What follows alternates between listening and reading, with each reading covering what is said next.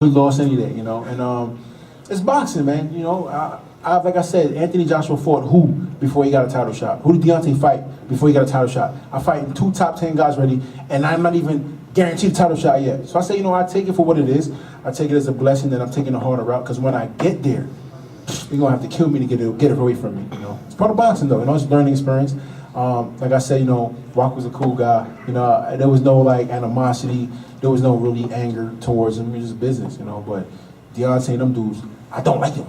So it's gonna be a lot different, So it's fun, man. And I do want to say that even though he had a great performance, the fact that he has so much more potential and the expectations are so high because he has so much more potential is great for Jarrell, because he just did the best out of 2 guys. Vladimir Klitschko, one of the greatest heavyweights of all time, Povetkin, Olympic gold medalist, multi-time world champion, one of the best heavyweights in the world. They stopped him in the 12th round, and only Povetkin stopped him on a cut in the 12th round, and Jarrell stopped him, way before the 10th round. I only sparred twice for this fight. This is I sparred twice. It's hard to get sparring partners, and Adam Kownacki was my own sparring partner I already had, and he left last week to go train with Povetkin. Like I said before, it's hard for me to get sparring partners, and that's why last night was so hard for me to even fight Adam, because that's one of my best friends since I started as an amateur, and he's one of the only sparring partners that actually show up. And it was great, man. Like I said, I had fun. It was good to put on for my city, and I'm glad it wasn't the best performance, because when you perform too good, guys don't want to fight. So I think, it is what it is. Hopefully it was just the right amount of, effort, so it's when these guys think I'm not working and they call me out, and that's when they're going to slip up, because I know for a fact I still throw more punches than them, you know what I mean, and I still move better than a lot of the other guys. Do you feel that this helped or hurt your cause for getting one of those fights? I think it definitely helps, because sometimes you can't look too great, you gotta look just enough so one of these guys, I can beat him. If you look at all these heavyweight champions that have belts right now, none of them really got big cojones, if you look at it, because none of them really want to fight for another guy for a title. If you watch how their attitude is, it's more about the money for them. Joseph Parker wants money. He's not really fighting, I want to fight Anthony Joshua, really want to fight Deontay. Deontay's really chasing Anthony Joshua for the money. When he got the belt, he wasn't really trying to fight any top contenders. I'm telling you, give me any one of them, and I'll fight him. So I'm trying to say, I've not turned down one fight yet. They told me, listen, we got Wach. I'm like, when? Okay, give it to me. Gerald Washington, I had 3.5, 4 weeks notice. I'm like, okay, 11 months off, give it to me. You know what I mean? So it's not, I haven't turned on a fight yet, and these are guys that are top 10. I don't know how some of them stood there, but they're top 10 guys they gave me. You know what I mean? So, like I said, man, if anybody got the cojones, man, I definitely know it's me. It's a very exciting time in the heavyweight division. There's lots of different flavors in the division. Here we have a guy from Brooklyn, New York, right here at home, who talks the talk and walks the walk. He truly, calls all the guys out, and he fights the best available contenders. Jarrell, Truly. you didn't seem like you had the fear factor this week from Marius Wach.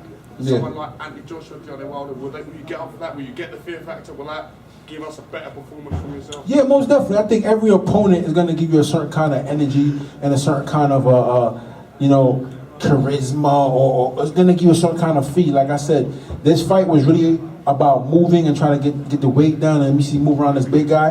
But like I said, Anthony Joshua, I'm going to be a totally different animal, because I don't like none of them. You know what I mean? So it's going to be a totally different energy, a totally different big baby.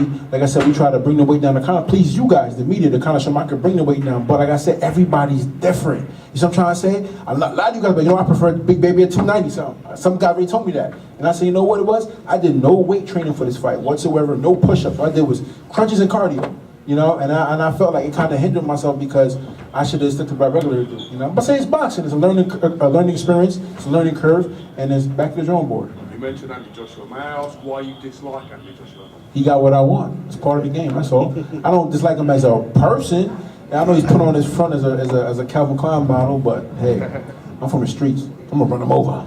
So would it be business more than personal with Joshua for yourself? Yeah, but part of boxing is all mental. You gotta kind of create this image about a person in order to walk through them. Wach was one of those guys that didn't even speak English, so it was hard for me to even talk junk about it. It didn't make sense, you know what I mean? So I kind of went the other route, because that's who I really am too. I'm a nice, loving guy, but when the switch comes on to be a killer, I'm a killer.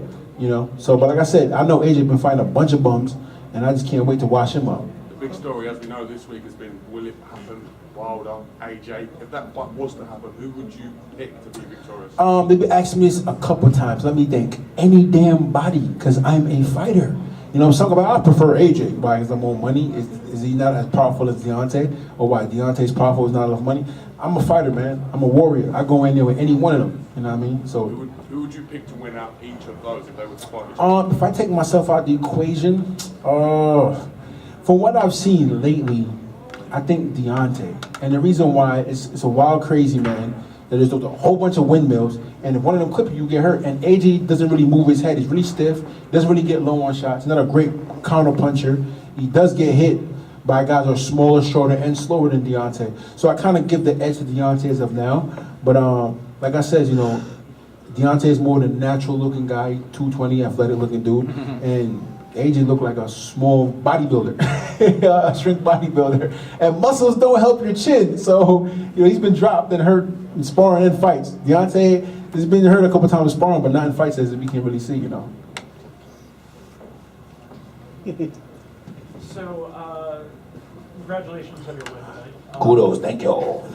On paper, very, very good performance. I mean, Yeah. closer to Wach's opponents in practice. An ugly fight, I think you've acknowledged that Yeah. as well. Coming in, do you expect it to play out differently than it did?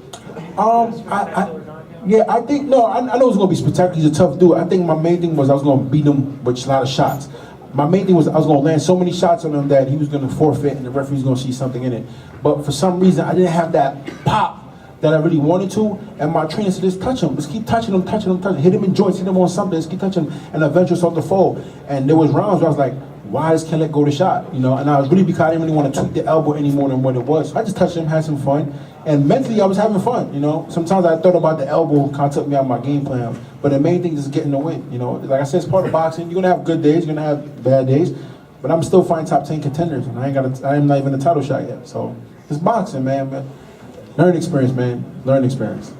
So, next question. So, Eddie Hearn has repeatedly said that Dillian Whyte has a date, February 3rd at 2 Arena. He's trying to push Wilder for that fight.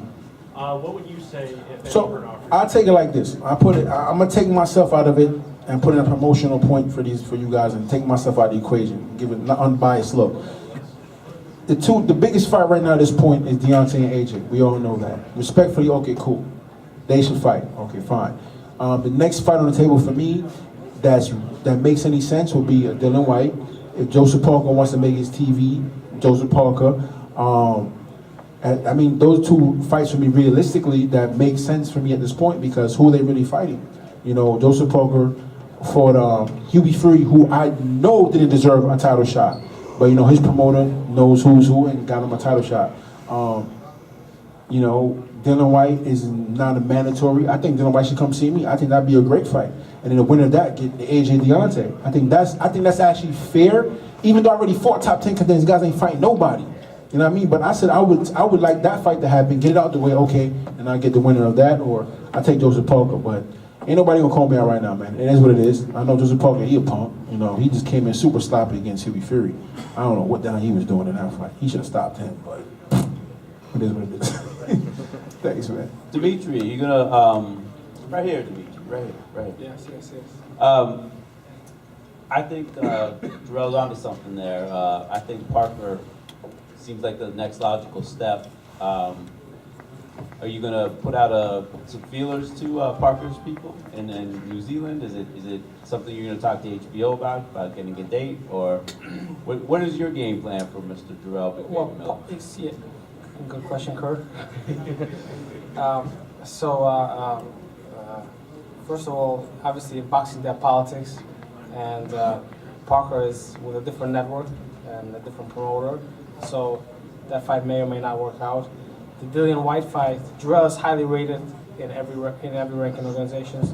We're going to try to make him the mandatory in one or two, so that this way, you know, the ranking organizations can put the politics aside to the best of their ability, and we can make the biggest fights for him. I think, like Jarrell said, a fight with Dillian Whyte makes a lot of sense, and it puts Jarrell into a great position to fight either one of the champions. Hey, You got my cheeseburger, man. You asked me all these questions. No gifts, cheeseburger. man. No What's going on, man? Good performance tonight, nephew, but like you did say, you didn't have that pop. And what would you say, what can we attribute that to? The fact that, that you didn't feel that you had that pop, but you were busy. Yeah, I was busy. I think definitely overtrained the elbow. Definitely from the last fight going into this fight, you know, I didn't really take that much time off. I think the main thing right now is just focus on getting looked at, get it rehab therapy, and get it back in the right order, because definitely to fight the top guys, I want to have all my tools, you know. Even though I beat up on Wach, I didn't have all my tools there. And as a fighter, you got to be realistically, you know, sometimes you have good days and bad nights. To me, it was definitely a bad night, but I still got the win. And the main thing is going back to the drawing board and fixing and tweaking what needs to be fixed, you know. And there's a lot of fighters, they want to, oh, I deserve a shot. Like Dylan White, he deserves a shot because he beat Helenius, but he looked like garbage. You know, my main thing is that you got to be realistically with yourself as a fighter and go back and fix those things, you know. And that's the main thing, is going back to the drawing board and fix it. That sounds really good to me. Always remember, a bad win beats a good loss any day. Any day. Thank you. Yeah. No problem, guys. Let's go, cheeseburger.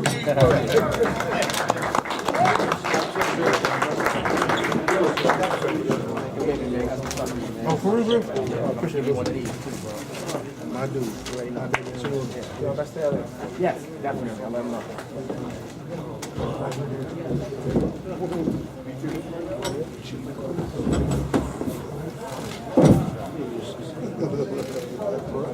I want to thank everyone for coming out tonight, and I just want to say on behalf of Rock Nation, first of all, congrats to Danny Jacobs for a great fight, but I just want to say that we are extremely proud of this kid right next to us here. He fought his heart out under tough conditions. You know, I think he proved tonight that he belongs to be considered right up there with the top middleweight contenders in the world, and he will be back. Ladies and gentlemen, Luis Arias. First off, I'd like to thank HBO for once again approving me to be on the stage. Thanks to my team, you know, John and Gil. You know, we had a great training camp.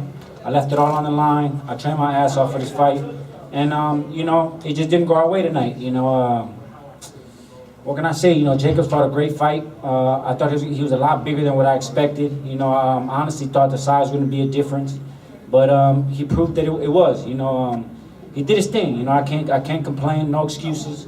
You know, I wanted to fight my heart out, and I wanted to leave it out there. You know, I talked myself up because I knew I belonged, and I know I do belong. You know what I mean? Tonight was just not my night.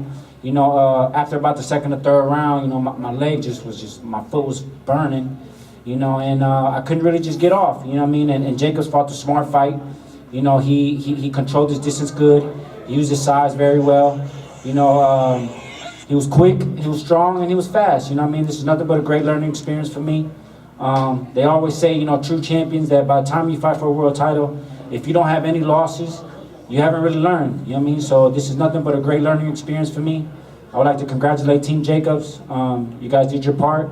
You did your thing. He held his own in there, and he did very good. You know, I was supposed to lose. He was supposed to knock me out. You know, I was on one foot for most of the fight, and I held my own. You know what I mean? Like I said, nothing but a learning experience. I will be back. I will be back again next year. Thanks to all the fans. Thanks to everyone who supported me. And like I said, Team Arias will be back. I mean, I have a great style. The fans are gonna love me. I mean, it is what it is. I learned, and back to the drawing board. Luis, I really have to give you a lot of credit for your defense. I thought it was great. I put it to people on Twitter. I said, maybe the kid's stock goes up. He was so great defensively. I'll be honest. A lot of people on Twitter, though, are saying he talked a really good game and then was more defensive-minded than we expected. So people, I feel like, weren't agreeing with me. What grade do you give yourself overall? Yeah, you survived the fight.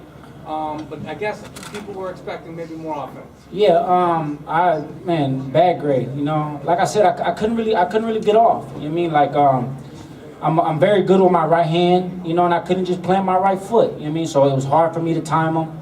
You know, in the beginning of the fight, I was able to see certain openings, and then just my body wouldn't allow me to see these openings as the fight went on. You know, like I said, Jacobs fought a very good, smart, composed fight, and he showed that he's been there before.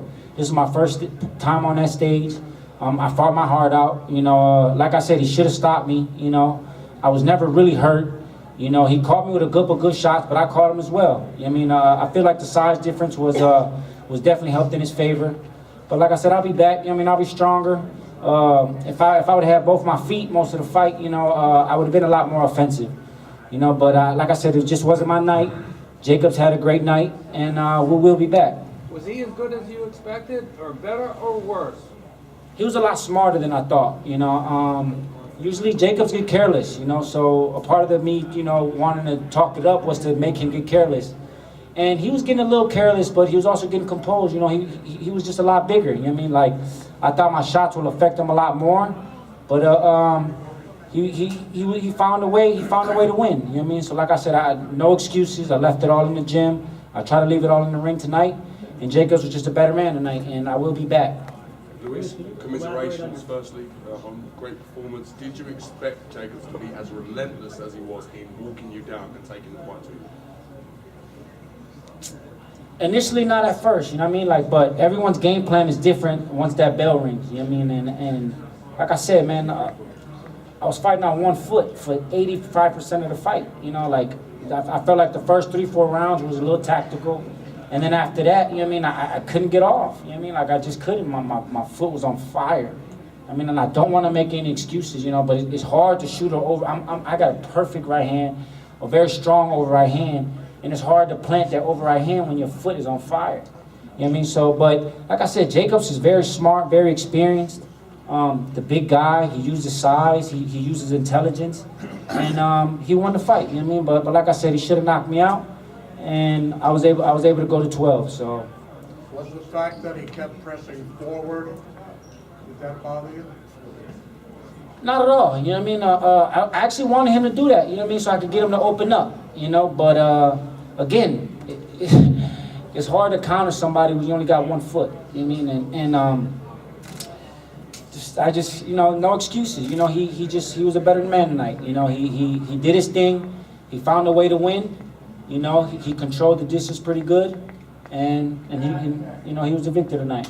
Can you elaborate on your foot being on fire? What is Man, I don't know, like, you know, like I said, the first 3 rounds, you know, it was real cool, real tactical. We were both moving, you know, I was shooting shots, you know, he was shooting shots. And I just must have stepped on it, and I just, you know, I got a blister the size of a baseball on my right foot, you know, and at the moment I took my shoe off, like, my whole sock was bloody. Okay. You know, so it's kind of hard to, like I said, it's hard for me to plant my foot. My foot just kept burning, but it's part of adversity, you know what I mean?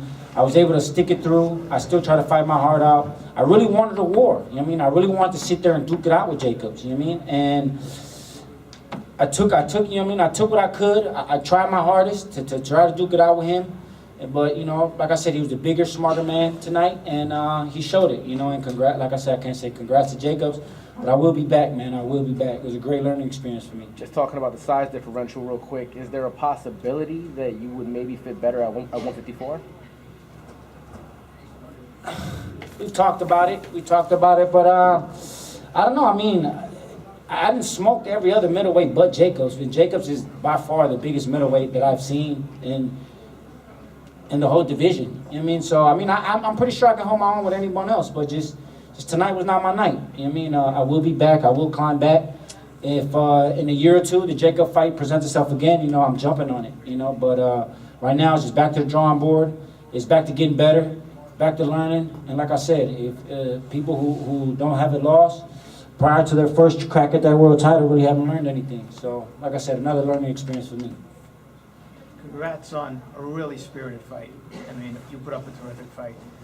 You just said going back to the drawing board. Is there anybody you'd like, now that you're on a world stage, people know who you are now, is there anybody that, like, right on your radar, like, I'd like him next? Not who you want, but who you really think is tangible?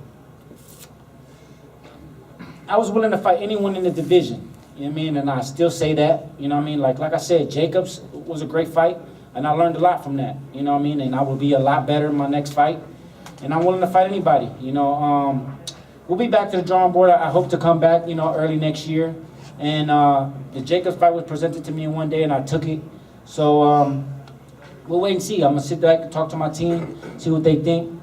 You know, I talked a good game. I tried my hardest to back it up. You know what I mean? And I will get better. And my next go around here on the big stage will only get better and better.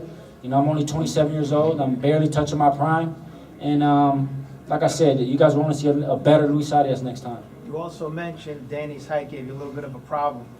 From ringside, it appeared the top ring rope was maybe 8-10 inches higher than normal. I mean, the heavyweights didn't look like big behemoths that they are.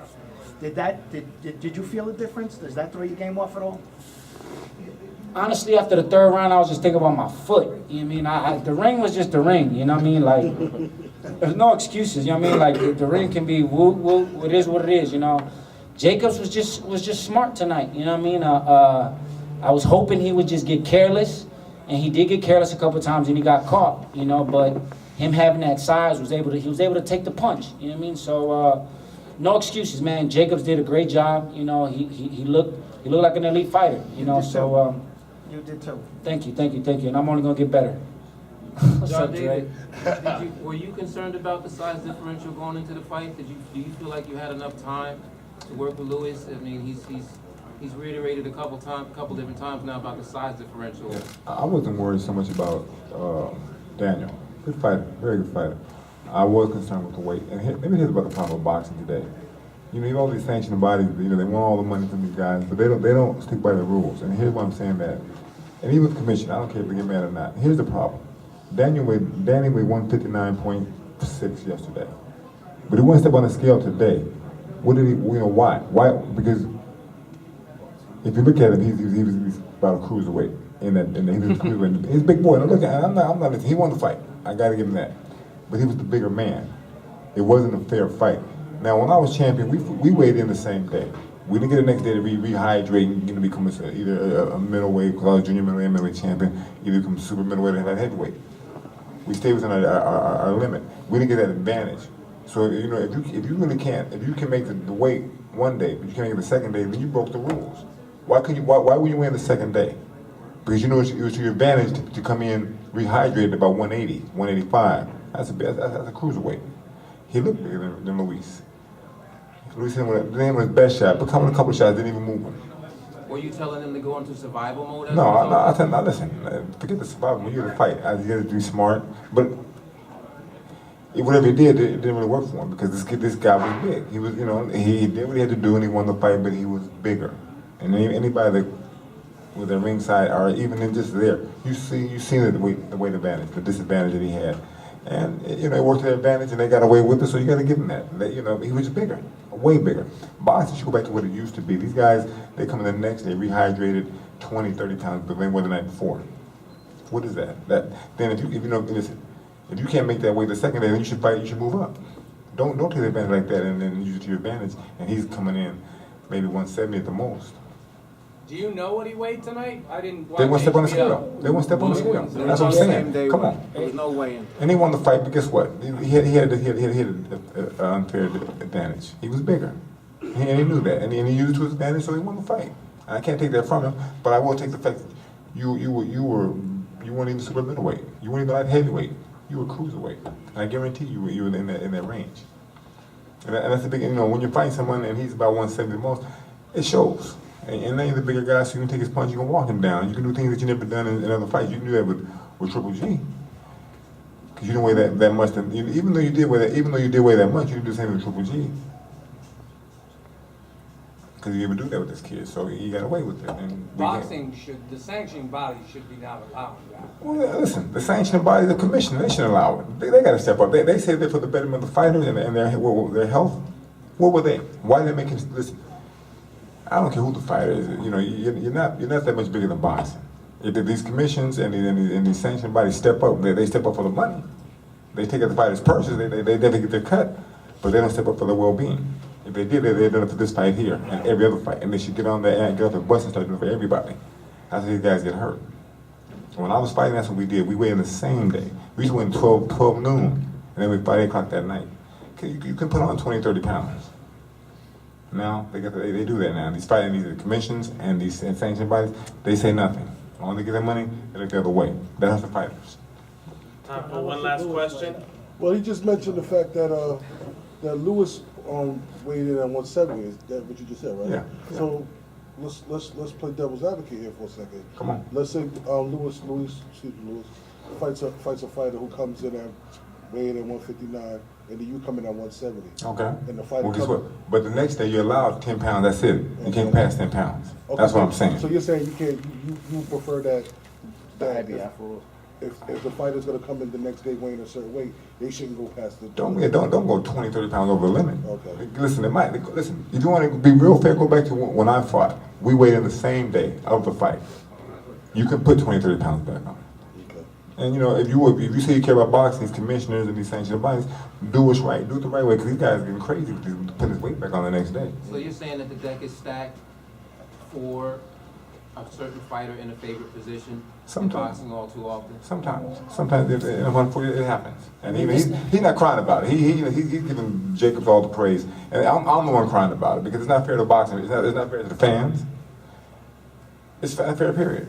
I mean, this fight was set up for Jacobs anyways. Like I said, we came into his backyard. The fight was offered Friday. It had to be said yes or no by the end of the day. Originally, we were going to fight for my USBA title, which would have forced the 10-pound weigh-in the next day. The first contract had it on there, but the commission contract didn't. So there was no 10-day weigh-in. There was no HBO weigh-in prior to the, they usually do the HBO weigh-in. There wasn't that.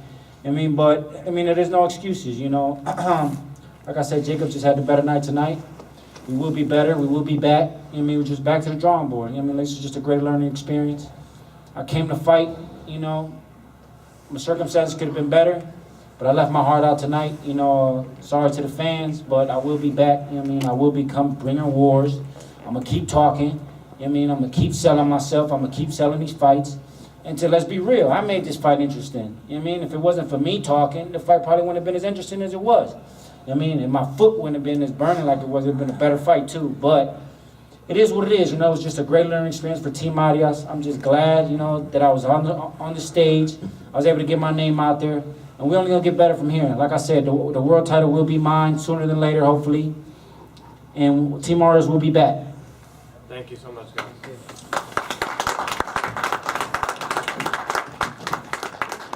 I want to hear what Andre got to say. No, I didn't. Lou, I just wanted to congratulate you on a fantastic effort. Besides all the talking and everything else, I'm a realist about this boxing thing. And I appreciate what you did in the ring tonight. I love you like I love everybody else that's boxing. You know how I am with that. Yeah. And just keep working hard. It was a great effort on your part. Don't lose the steam. Stay focused and keep driving. And the only thing I said, you mentioned about 160, me myself, and this is just from a coach's perspective, I think you'd be a killer at 154. That's just my opinion, but keep doing what you're doing. Thank you, Dre. You're welcome. I might have to get that Havoc back. Anytime. Got me back on the Havoc. Anytime. And stay off that foot. Man. That's a nasty injury. It's going to get better. We'll get back. We'll be back. Well, Yeah. I did.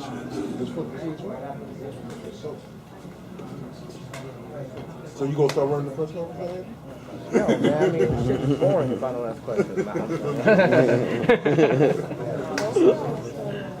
Nobody wants to see your ass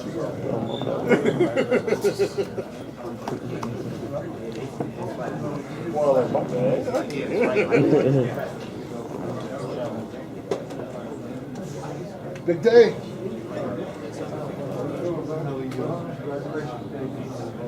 How do you feel about that, Greg? That weight talk, Danny at cruiserweight? No, I mean, honestly, I appreciate what Lou was talking about. I don't know what